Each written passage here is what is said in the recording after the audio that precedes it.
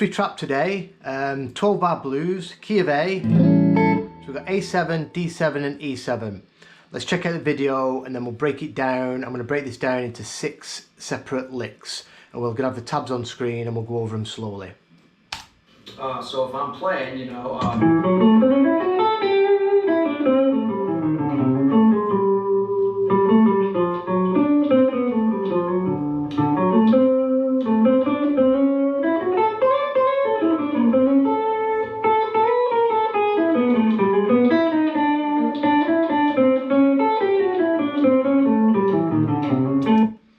okay, so with key of A, we've got A dominant. These are the chords we're going to be using, or we can be visualizing. We're going to be using the arpeggios and the scales around these chords, and we're going to be focusing in on the flat 7 to major 3rd resolution. So we've got A dominant 7 off the 5th fret. We've got D dominant 7 and E dominant 7, all in the same spot. Okay, you can think of A minor pentatonic,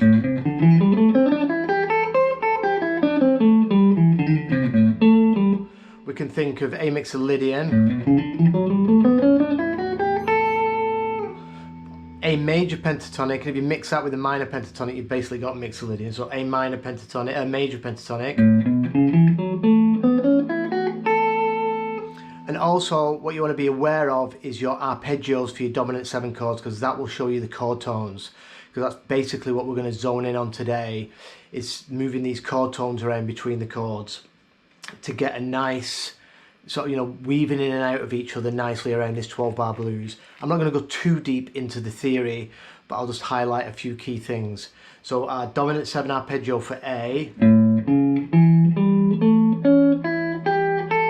that's root, 3rd, 5th, flat 7, root, 3rd, 5th, flat 7, root. And for our D7,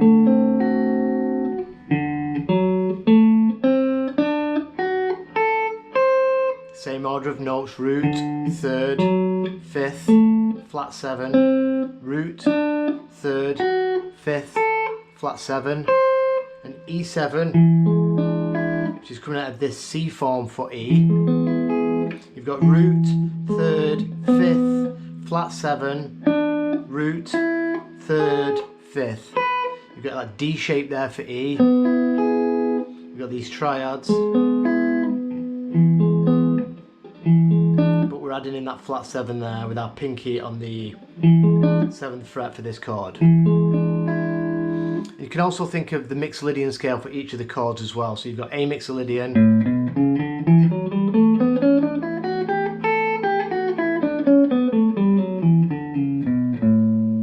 we've got D mixolydian,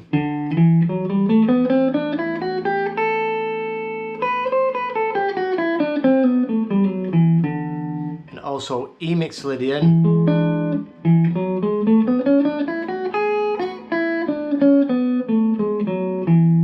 which is basically the same notes as your A major position 1.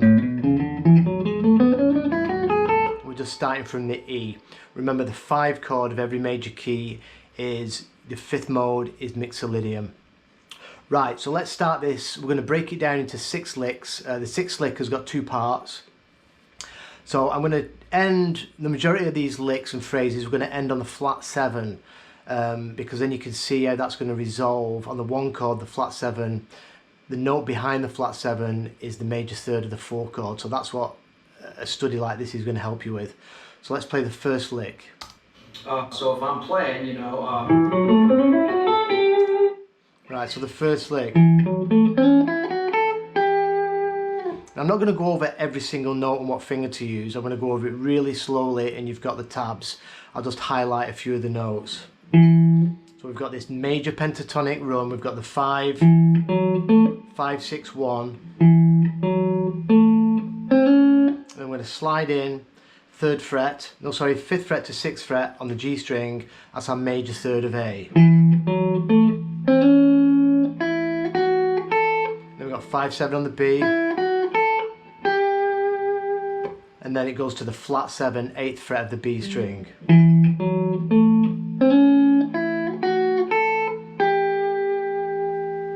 That's lick 1. Lick 2. We're going to start on the 5th fret of the B string, and then we're going to go, this is still covering A. We're going to go 5, 7 on the G, back into that major 3rd, up the pentatonic, then chromatically 7, 6, 5, and then we're going to come in major 3rd now, 3rd to 4th fret of the A string, so he's still on that A chord, and then after that major 3rd we're going to go root, D string, 7th fret, and then we're going to walk that down, and that takes us to the flat 7 of A, and remember behind that note, that's the major 3rd of the 4 chord. That's going to put us into the 4 chord for the next lick.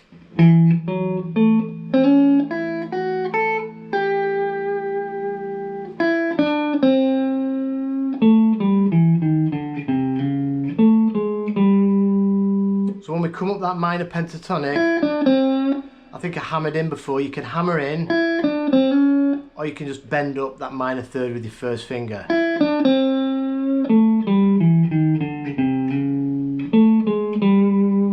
So you can hear how that wants to go to the 4 chord, so the next lick.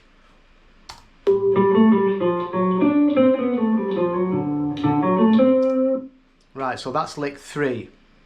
So we're on this flat 7 from the last lick. Now we're going to move into the 4 chord. So we're going to go into this shape. So this is going to be our 3rd here on the 4th fret of the D. So we're on that flat 7. Then we're going to go 5, 7, back to 5. So 5, 7, 5 on the D. Then we're going to go 3, 3, 4 on the D. That's taking us in to the major 3rd of the 4 chord. And then we're going to go 7, 5, 4 on the G. That's basically D mixolydian.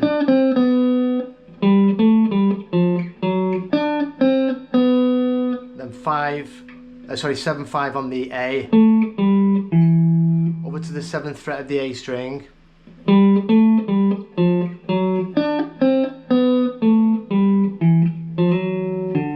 We're going to come back to that 3rd fret, slide back into that 4th fret, back into the major 3rd of the 4 chord, we're still on the 4, and then over to the 5th fret of the A, that's the root of the 4 chord. And then what GT does, he goes down that D7 arpeggio into the flat 7 of that D7. So we've got 5 root, major 3rd, 4th fret D, the 5th on the 7th fret of the D, and then over to that flat 7 of this chord to finish that lick. And then that's going to take us back into the 1 chord.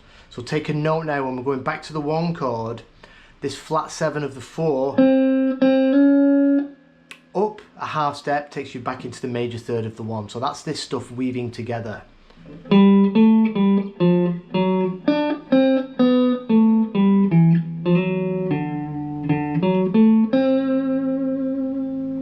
Lick 4.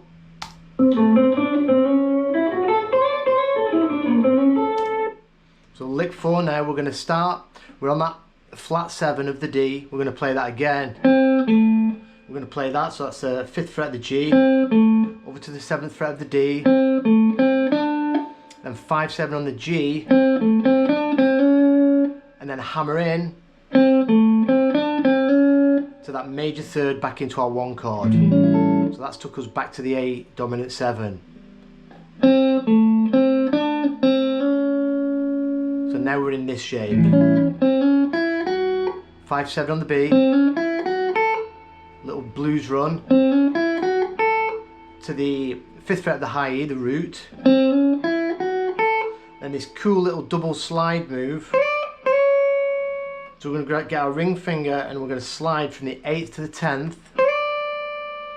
and then with our middle finger slide in from the 8th to the 9, that takes you to the major 3rd. So it's a nice little run, that.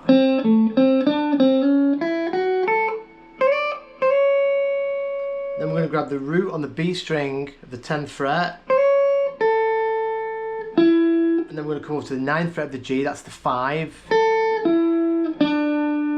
Then we're going to grab first finger, 7th fret of the G, and then 9th fret of the D.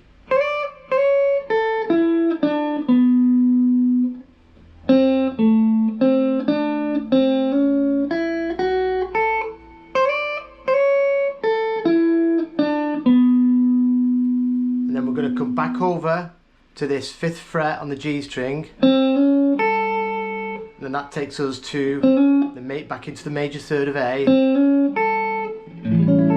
So we've got 5, 6 hammer, and then we grab the root on the high E string, so that whole lick slowly.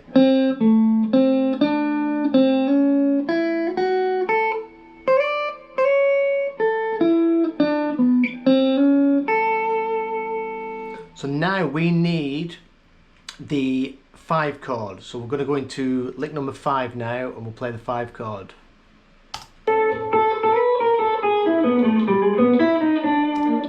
Right, so the 5 chord, so we're on this high E, 5th fret from the previous lick.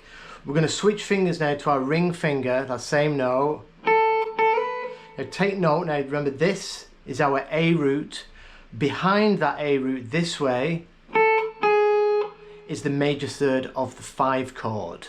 So wherever you are on the neck, this applies. We're on the root of the 1, behind it is the major third of the 5. So we're going to use that information to get us to the 5 chord. So we're going to start this lick. We're going to go 5, slide into the 7th fret, then we're going to come back to the 5th fret and then into that major third. And that's put us now into the 5 chord, which is this shape. Then we're going to come up that triad. So we've got major third, 4th fret, middle finger, 5th fret, root of the 5 chord. Then we're going to grab the 4th fret, so we've just walked up this D-shaped triad for E. Then with our pinky we're going to reach over and grab the A, which is our pinky on the 7th fret. I'm going to go 7, 4, and then we slide in 5 to 6 with our ring finger, that's into the major third of the chord. And then we're going to grab the 4th fret, so now we're going to be thinking of this triad. 4th fret, G string, then over to the root with our middle finger, so that whole lick so far.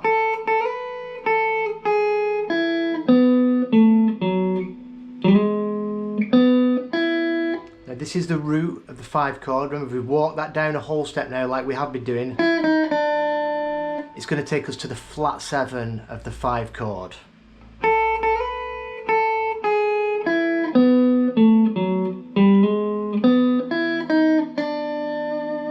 Let me do that one more time slowly.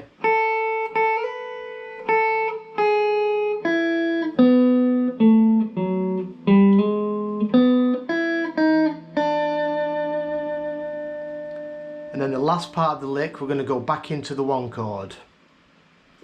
So I'll just play that last lick now.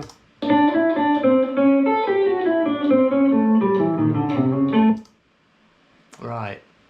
So we're on this flat 7 from the previous lick. I'll just go through that one more time.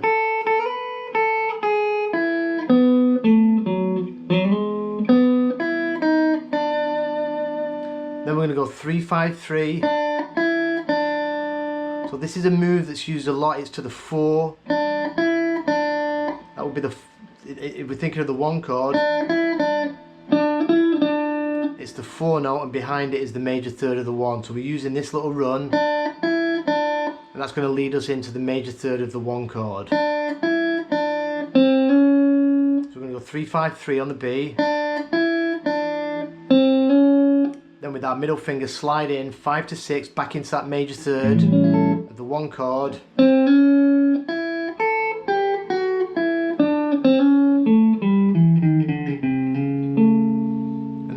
down the pentatonic and we're going to bring in that major third. So slide into that third, 5-5, then 8-7-5 on the B, 7th fret, back into that major third, and then we're going to go 7-5 on the D, 7-6-5, bringing in the blues note, and then jump over to the 3rd fret, slide into that 3rd, and resolve it on the root of the 1 chord. So Guthrie does go in. Now I'm going to put the video below. It's quite an old video. That's if I can find it. I should be able to still find it on YouTube. And he does go into this a lot more, and he goes round the 12-bar blues a few times.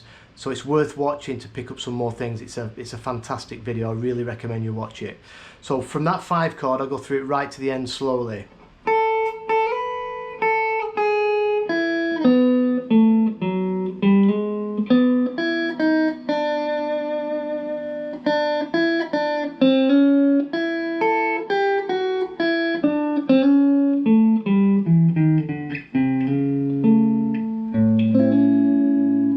Finish it off by playing your 1 chord. So that's all around A7, D7 and E7. We move out a little bit just to get that flat 7, and we move into this bit where we slide. And you can look at this. This is like your A minor extension.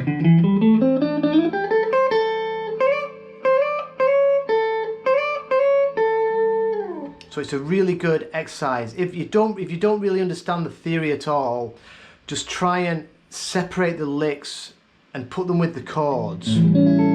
So at least you can learn the chord tones and what's going on with the licks. And just separate it into separate events, practice it really slowly, and this stuff will start to click. When it does click and you can do it slowly and you understand it, remember, playing stuff till you can understand it is key, and then you can move it somewhere else on the neck, and you can do it all over the place, and you can bring in your major pentatonic runs and mix it in with a minor pentatonic and have a lot of fun. Right, I'm going to shoot. Any questions, please drop it in the comments below, and I'll be back tomorrow with another video.